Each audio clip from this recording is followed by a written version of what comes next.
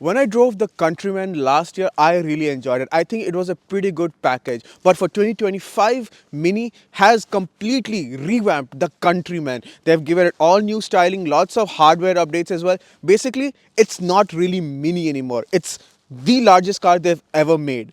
Welcome everybody then to the 2025 Mini Countryman S. Let's see how this revamped, updated, funky crossover is.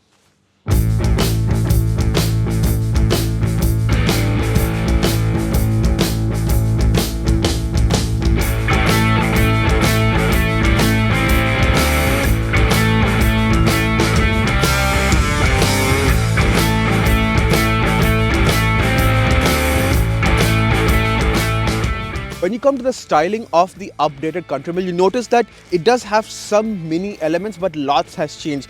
Gone are the round headlights, which have been an integral part of the Countryman design since it has been started selling many years ago. You have this now this squarish headlights, which have beautiful DRLs embedded onto it, and they look very good. They also have a lovely pattern when you walk to the car or walk away from the car.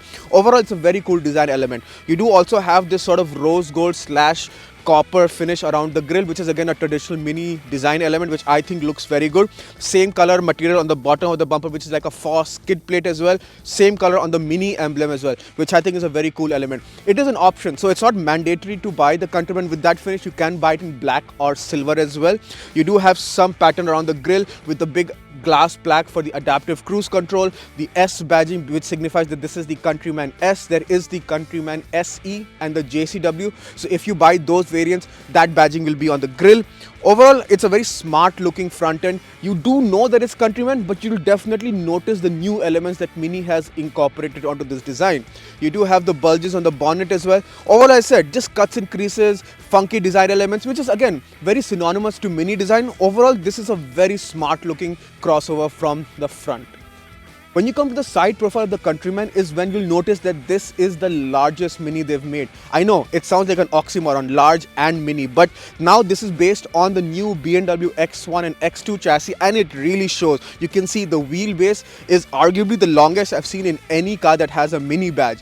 You do have the dual tone roof, which is an option, but I think it works really well, especially with this paint shade. It really works. You have the same sort of rose gold finish on the mirrors as well, and on the bottom part of the door as well, around the side skirts, which is not really visible on camera because the conditions have been like this and it's been snowing all week, and I've been trying to keep the car clean, but it's been nearly impossible.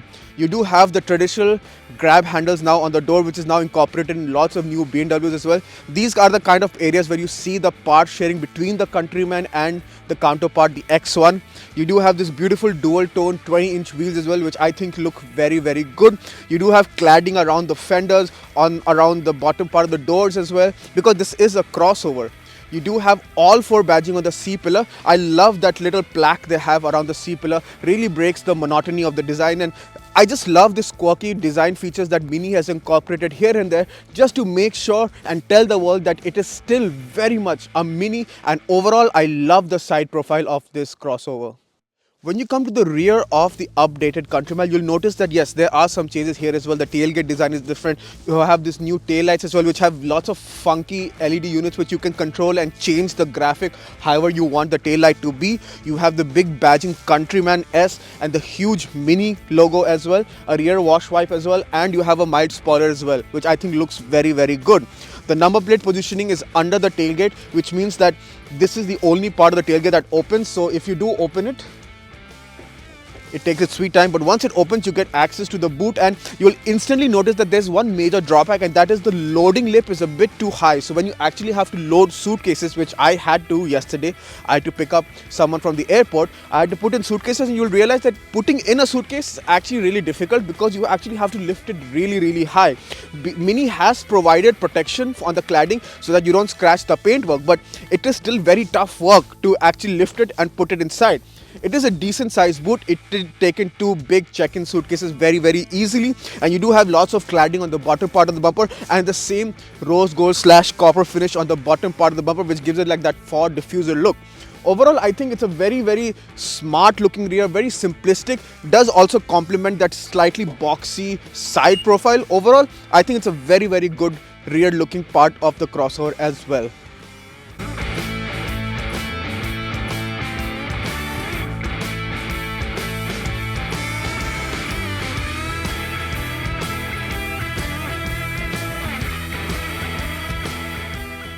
I'm now on the inside of the updated Mini Countryman S, and yes, this is one of the major updates that this car has got, a completely brand new interior. The old Minis used to have a center screen with a round dial, but it used to have a small screen in between, and then you had another instrument binnacle for the speedometer console. That's all gone. Now you only have this one beautiful 9.4-inch OLED screen in the middle, round. It has all the information, and this is basically the only screen in the whole car. You do have a heads-up display with the information of your speed and fuel and everything, but the main speedometer and all these settings of the car is just through this one screen. The screen itself is beautiful, the graphics are amazing, the resolution is top-notch, the touch response is also decent. You do have wireless CarPlay, Android Auto, you do have the temperature adjustment as well on the screen, heated seats, heated steering, everything on the screen. And that's kind of my only down point of the whole interior. I wish there were more physical buttons. Since there is only one screen, maybe a few more physical buttons would have, not made the driver so dependent on the screen, because it can be distracting when you're driving. Just to adjust some settings, it can get very distracting. The fan speed, everything. You do have physical buttons for the gear selector. Yes, there is no traditional gear knob as well, so you do have this small knob just to adjust the gears, the engine start stop switch as well, and the drive modes. Well, I say drive mode, it's not drive modes anymore, it's called experiences. So you can toggle through the different screens, and they make funny weird noises as well when you toggle. So I'm in green right now and it makes a weird noise like that, and then if I put it into, say, the sporty mode, it's called go-kart, it makes a funny noise.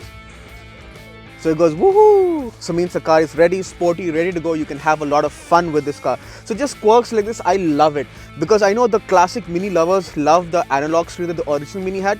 This somewhat brings it back. If you're not using CarPlay, you have this analog speedometer, which I think looks very, very good. Overall, it's very funky, very nice, and it is a welcome change compared to the conventional dash layouts that you see in other cars. You do have a wireless charging tray, some more storage under the storage, 2 cup holders, another storage behind the storage, and you're wondering what is this? It's not an armrest or anything. This is also one more storage, so you can put it. So I have my sunglass cover inside, and this armrest slides forward, so you can have a really, really nice, comfortable driving position. You do have a 3-spoke steering wheel. Well, I say 3-spoke. 2 spokes are thick, but you have this 1/3 spoke, which is literally just like a string. I don't know if it's fair enough to count it as a spoke, but when you look at it initially, it does look like a 3-spoke steering wheel. No paddle shifters, which is a bit of a downer. I wish that this car had paddle shifters, because the way this car drives, paddle shifters would have really enhanced the driving experience. You do have minimalist buttons as well for the adaptive cruise control and the seat track and everything. You do have this blue fabric interior all around the dash, which I think looks very funky, very nice, and it's through the door pads as well. And since these seats are the brown tan leather seats, the door pad transitions onto a brown theme from the blue theme, and I think it looks very, very funky. It looks very, very cool. Kudos to Mini for incorporating this design element on the inside. Overall, it's very funky, just how a Mini should be. The seats are also the sporty seats, so I like it a lot. It has fixed headrest, and overall I love the color of this spec as well. It's very comfortable, very nice, very spacious, just what a Countryman should be, but it still has the quirkiness that a Mini should have. The perfect blend, if you ask me. I'm now in the rear seat of the updated Countryman. As you can see, space is really not an issue as well. In fact, space has been the best it's ever been in any Countryman, which is a big compliment, and it shows the part sharing they've done with the new X1, because that is a very spacious crossover as well. Legroom is really not an issue. I have so much place to tuck in my feet, and I'm wearing thick boots. If I was wearing sneakers, there would be even more space. Knee room is really not an issue. It has been carved out for more knee room. You do have seat back pockets as well. Overall, it's not too bad. Under thigh support is a bit lacking for me, but shorter passengers would be happy. Headroom is really not a problem as well. You do have a panoramic sunroof as well, which is always a welcome feature. Windows are a bit on the smaller side. I feel like the window sill is a bit high for rear passengers, but it still has the brown theme. So the front is blue, but the back is brown, which I think, and the transition is so seamless on the door. I absolutely love the design feature of that. Overall, it's really not that bad. 3 people will definitely be tight on side. So width wise, I would say that it could have been a bit wider. You do have a center armrest as well with 2 cup holders. You do have a center headrest as well. But as I said, 3 adults will really be a tight fit inside here. 2 with an armrest is the most ideal setup. You do have 2 AC vents as well and 2 Type-C ports on the center console. Overall, it's honestly not too bad. You can definitely carry 4 people in comfort in this car. If needed, 5 for shorter journeys. But yeah, it's honestly not that bad. I can see myself sitting in the back for long durations. Now behind the wheel of the 2025 Mini Countryman S. So let's get the numbers out of the way. This has a 2-liter turbocharged petrol engine just like before, but it has about 40 horsepower more. So the previous Countryman had about 185 horsepower.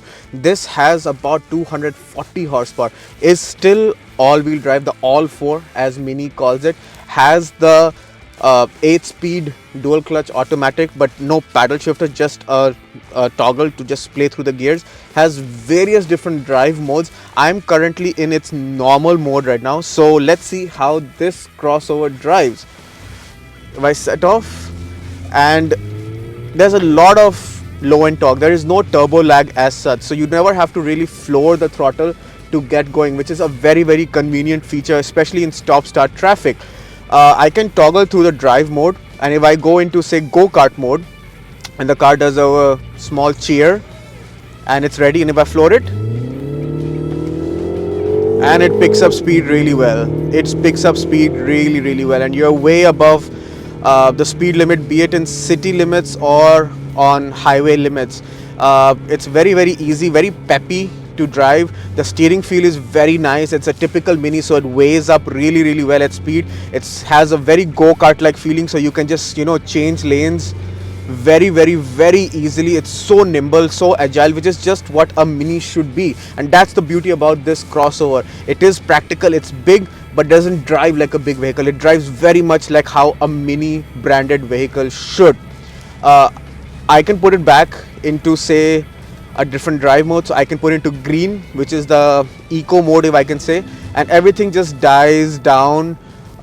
Because I have to say this with a heavy heart, all the noises you hear inside is all pumped in through the speaker. There is very nominal sound from the outside of the exhaust, which is a bit of a dampener. I know the JCW would have a much more fruity exhaust, but this S also should have something, but it doesn't. It's all pumped in. I'm not complaining, because in normal mode, in the sport mode, it does sound very buzzy, it does sound very sporty. I know it's fake, but if a layman perhaps won't be able to catch it, and it does sound really good. The ride is definitely on the stiffer side. This does not have optional adaptive suspension.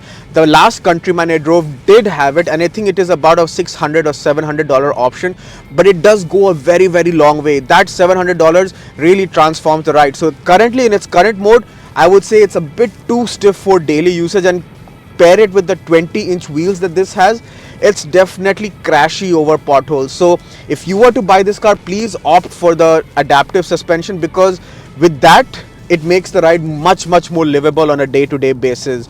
The driving position is very good. You sit very nice. The bonnet line is very low, and you can easily see the corners of the car, so it's very easy to navigate. It does have 360 camera, front and rear camera, sensors, everything, so it's very easy to live with. Fuel economy is also decent. So in the city, I've been getting about 10.5 to 11 liters per 100 combined. On the highway, I've been getting about 8.5, 9, which is again decent. It's not class leading, or it's not the best in the world, but it's perfectly acceptable. I mean, if you do want economy, there is an electric version, the Countryman SE. So if you have a high running, you can definitely opt for that. Otherwise, it's just perfect. The small steering wheel, everything feels in your hand so well, and it's just very easy, very nimble, very agile vehicle. And honestly, I had expectations, because I have driven the previous iteration of the Countryman a lot, and this new one drives just as well, if not better, than any of the previous Countryman, which is very high compliment. Kudos to Mini for retaining the core Mini essential elements of what it should be, yet making the package just that much more luxurious and spacious and practical. In conclusion then, the 2025 Mini Countryman S. Honestly, I've always loved every generation of the Countryman, and it's not going to change with this new one. This new one, I think, looks very mature, drives extremely well, is the most spacious the Countryman has ever been, which is a bonus for the passengers. It's got all the tech, it's got a very quirky and funky interior, which might not be to everyone's taste, but I personally like the welcome change. It's very different to other crossovers that are on sale on the market today.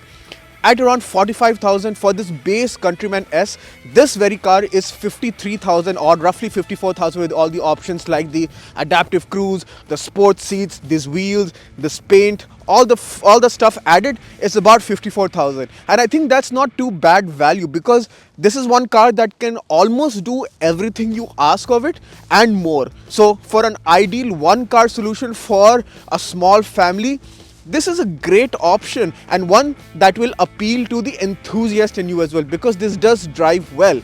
If you want some more enthusiasm, there is a much more high performance version which is called the John Cooper Works. So if your budget allows and if your enthusiasm wants that much more power, you still have an option to stretch your legs for that one. But personally for me, I feel like this is very much sufficient for day-to-day usage, and if I were in the market to buy a funky family crossover, this might just be still my perfect choice.